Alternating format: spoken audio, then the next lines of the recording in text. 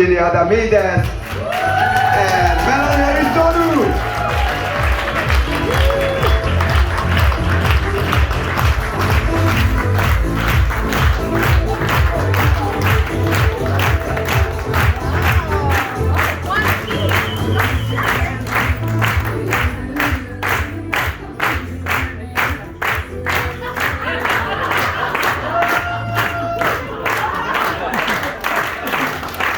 Hello everyone.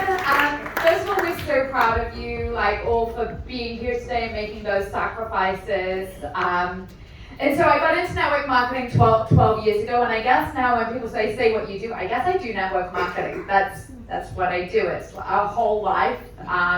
It really matters to us, the success of the company. But when I saw Seacret, guess what? I was the girl that had been a customer of Seacret multiple times. I didn't actually even know they had a network marketing part. And so when Efrosyni was like, skincare, I was like, yeah, you know the deal. I used to sell that. And I'm a big skincare consumer because that's really where I learned to do my first sales when I started out in sales. And I love these products. As you know, I love the skincare, I love the nutrition. And I love what the company stands for. And so something that was very important to us was the integrity of the company. So in 2021, I actually paid to have a second passport done because we were locked down and British people weren't allowed to fly into America. So I chose to be a Cypriot, paid for a passport, flew out to the USA. But I wanted to check in on corporate and make sure they had it together, make sure Isaac was who they said they were. If all of you guys have heard that I Met Isaac's story. And we were blown away by who our CEO was. And that's really the reason why we chose to stay here with our team, because we see that we have good people who are in the field, but we also have a great heart at Seacret as well. And with that, I believe that no matter what we go through and what we face on a day-to-day basis in a getting started market like Europe, we can really overcome those challenges together because the heart is right. And when the heart is right, you can fix everything else. But if the heart is wrong, like Jesse mentioned in his story yesterday, with the CEO having the wrong heart, then there's not a lot you can do for the direction of the company. But we've got the foundation in the right place, so I know we can go big places. So I'm really excited that we are here together and we're going to keep on pushing forward.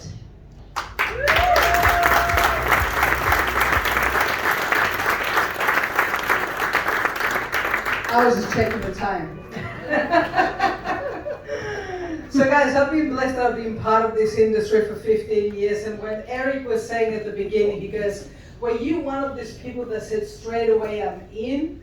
I wasn't. I was actually, and my brother over there had to push me to get into the industry 15 years ago. And I literally threw my credit card at him and I'm like, all right, or whatever, stop nagging me. And in fact, the first time I got into network marketing, first 6 months I did nothing. Zero. First 6 months. There was a point that I had a fight with my boss, and I came home to my brother and I said, show me how this thing works. And I'm saying this to you because, yes, I've had a lot of stories since then, and I'll share a couple of things, but some of you have some people in your team that maybe they haven't done anything yet, but maybe they haven't had their time yet. Don't forget about those people. Keep pouring love on them, and their time is also going to come. It's about their time, not necessarily about your time. Sometimes we push our agenda on our people. We're going to be able to meet them where they're at, okay? Keep pouring love on them. Now, the thing is that in the network marketing, and some of you guys know we've been around the industry for many years. In our last company, we built something huge. And one thing that I kept on hearing over and over and over and over again, you guys were lucky you were at the beginning. I kept on hearing that from people. You were lucky you were at the beginning. And one thing I kept on saying to them, guys, you don't want to be at the beginning because the beginning is messy. You gotta build the roads. It's a dirt road. Some people are going to be like, oh, there's a big bump on the road and I fell over and I hurt my knee. And they're crying about the knee that they hurt because there was a bump on the road. You weren't there for that. It's easier now. And the thing is, when we came over to Seacret, I went back to a lot of those people that said, I wish I was there at the beginning. And they're like, yeah, Efrosyni, it's different now. Okay? So the one thing that I learned is this. Everybody wants the glory, but not everybody's willing to do what it takes to create the story. Okay? Every single one of you guys that is here in this room right now, you are at the beginning of Seacret. It has been bumpy. Some of you got bruised. Some of you got wounded. But like Jesse said, the one thing that I've learned in this industry, we gotta have short-term memory loss. We gotta let go of the things that don't serve us and focus on the things that do serve us, because that's the only thing that's gonna help us to build our vision. And Ioana said it beautifully earlier, it is a family, it is a community. We are brothers, we are sisters. Occasionally some of us are not gonna see eye to eye. But what do brothers and sisters do? Occasionally they fight, then they hug, they kiss, and they make up and keep moving forward, because the family is more important than anything.